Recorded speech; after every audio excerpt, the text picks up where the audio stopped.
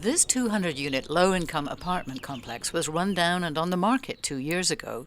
Luckily for the residents, a non-profit developer bought it for $25 million with the help of federal tax credits. 30 units, here and 60 units there. Ann Wilson is with the developer that bought it, Community Housing Works.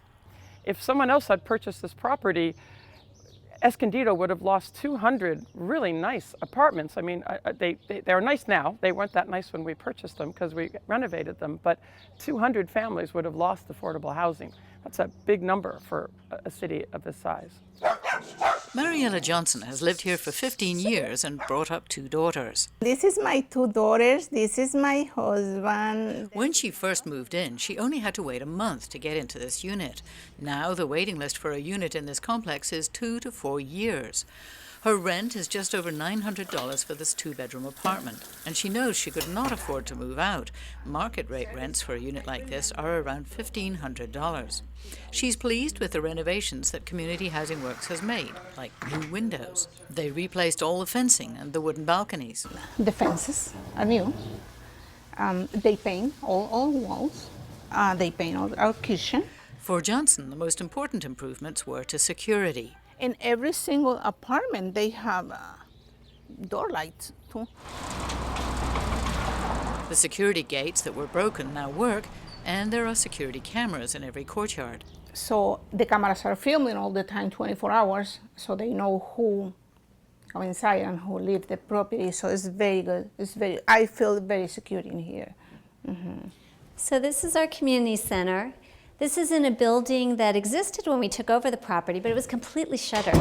The kids called it the haunted house because it wasn't doing anything here. Sylvia Martinez, the project manager with Community Housing Works, says they've invested $8.3 million in renovations. So we've reopened, revitalized this area, and it's going to be full of kids. It's going to be here on behalf of the community. Martinez says Community Housing Works is investing in more than bricks and mortar. The developer is also committed to building a healthy community here. So we do work a lot with school-age kids on school success, on enrichment around literacy, which is a prime factor in knowing that kids are going to succeed in later years, as well as other computer technology access. We have a computer room behind me. Renovations included new roofs, new plumbing, and solar hot water. In one of the courtyards, solar panels shade a recreation area next to a new soccer field. You can't keep kids away from balls, but you want to make sure they're doing it in a safe place.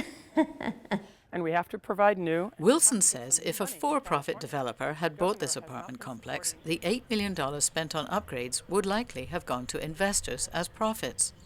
So this was something that a private company would have purchased, put minimal rehab in, waited 15 years, raised the rents, effectively evicting any of the low-income residents, converted it to market rate, and probably sold it at a much higher profit.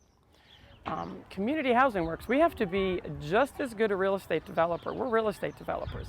We have to do everything they do except like Ginger Rogers in high heels and backwards. So we have to compete with them in the market to get these opportunities. Then we have to go out and find the financing to keep it affordable. And we invest those profits that for them would go to shareholders back into renovations. Wilson says it's much less expensive to renovate than to build new because you don't have to go through community approvals and rezoning. She says California law gives cities credit for how many new homes they plan to build for low-income families, but few incentives to preserve the housing they already have. Alison St. John, KPBS News.